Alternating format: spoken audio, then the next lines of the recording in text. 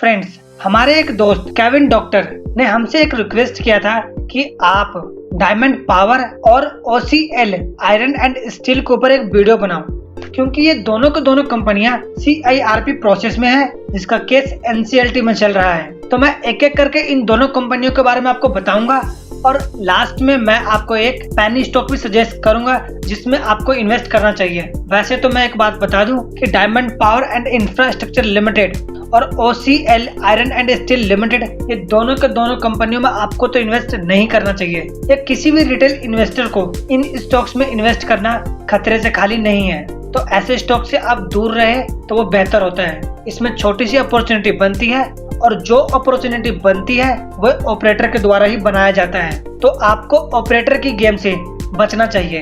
यदि आपको इन दोनों स्टॉक के बारे में पूरी बात जाननी है तो आपको ये पूरा वीडियो एंड तक देखना पड़ेगा। और यदि आप हमारे चैनल पे नए हैं और अभी तक आपने हमारे चैनल को सब्सक्राइब नहीं किया है तो चैनल को सब्सक्राइब कर दें और हमारे वीडियो के अलार्म का नोटिफिकेशन सेट करने के लिए आपको बेल आइकन को ऑन जरूर करना चाहिए। तो हम सबसे पहले डायमंड पावर इंफ्रास्ट्रक्चर लिमिटेड के बारे में बात करते हैं। इस कंपनी के ऊपर बहुत ज्यादा डेट है और जिसकी वजह से डेट नहीं चुका पा रही है, तो इसके क्रेडिटर्स ने CIRP प्रोसेस के लिए अप्रोच किया और NCLT ने इसको अप्रूव कर दिया। ये बातें तो आप सभी जानते हैं। और इस कंपनी का CIRP प्रोसेस फाइनल स्टेज पे पहुंच चुका है। COCS मेंबर्स के पास जो प्रपोजल आए थे उनमें से इन्होंने एक प्रपोजल को एक्सेप्ट करके उसे अप्रूव कर दिया है और फर्दर अप्रूवल के लिए इसे NCLT के पास सेंड कर दिया गया है। तो NCLT की ओर से अभी किसी भी तरह की हायरिंग कंडक्ट नहीं करी गई है और उसके रिगार्डिंग हमारे पास कोई भी इंफॉर्मेशन अभी नहीं अवेलेबल है। जब भी कोई इंफॉर्मेशन अवेलेबल होगा तो मैं आपके साथ शेयर जरूर करूंगा।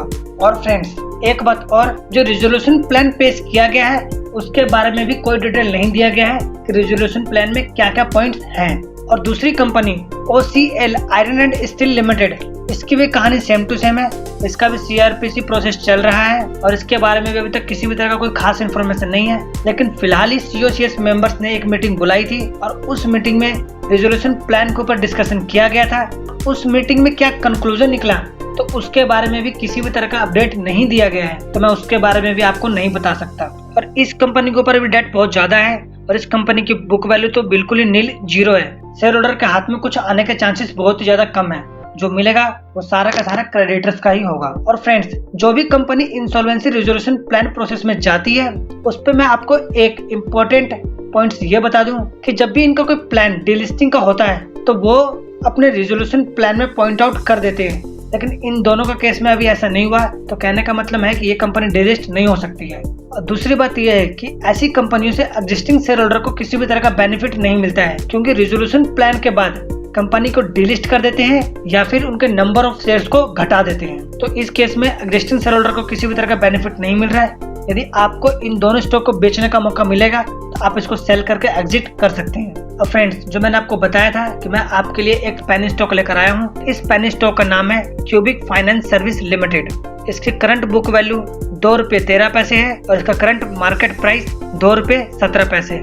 ऑलमोस्ट ये दोनों प्राइस एक दूसरे के आसपास ही ट्रेड कर रहे हैं। और इसका मार्केट कैपिटलाइजेशन 14 करोड़ 1 लाख रुपए का है, 20.8। और इसके इंडस्ट्री का पी रेशो 25.9। तो इसके इंडस्ट्री का पी रेशो ज्यादा है और इस कंपनी का पी रेशो कम है। इसका सेल्स ग्रोथ भी बहुत ही अच्छा है फ्रेंड, 64.9% का।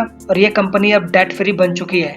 और इस कंपनी में खास बात यह है कि इसका प्राइस का फ्लक्चुएशन बहुत ही अच्छा है और ये इस वक्त लो लेवल पर ट्रेड कर रहा है, तो आप इसमें इन्वेस्टमेंट करके एक बेनिफिट ले सकते हैं, जिसके बारे में मैं आपको इसके चार्ट में एक्सप्लेन करूंगा। इसलिए आप हमारे साथ वीडियो में यूं ही बने रहें। और फ्रेंड्स, ये कंपनी का क्वार्टर रिजल्ट है जिसमें कंपनी ने मार्च 2022 के क्वार्टर में 23 लाख का प्रॉफिट किया था, लेकिन वहीं लास्ट टू लास्ट क्वार्टर में इस कंपनी का 4 लाख का नेट लॉस हुआ था।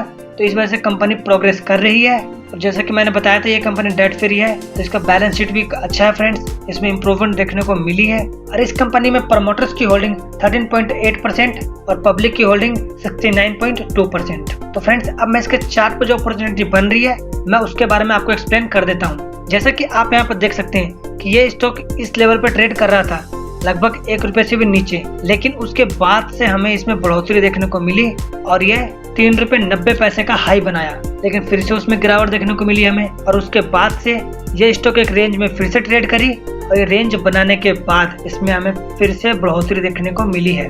और उस बढ़ोतरी के बाद गिरावट। तो फ्रेंड्स, पेनी स्टॉक में उतार चढ़ाव यूं ही आते रहते हैं और उसमें इस तरह का एक रेंज भी बनता है। तो इसमें जो अपॉर्चुनिटी बन रही है वो ये है कि जिस तरह से उसने लास्ट में एक रेंज बनाया था यहाँ पर, उसी तरह का रेंज अब ये दोबारा बनाते जा रही है। तो मेरा कहने का मतलब ये है कि यदि इस लेवल पर कंपनी का करंट मार्केट प्राइस 1 से 2 क्वार्टर तक ठहरता है तो आप इस लेवल पर स्टॉक को खरीद के अपने पोर्टफोलियो में रख सकते हैं। तो जब इसमें बढ़ोतरी देखने को मिलेगी आपको लगभग 400 से 500% की ग्रोथ देखने को मिलेगी और उस ग्रोथ के टाइम में आप इस शेयर को सेल करके प्रॉफिट कमा सकते हैं।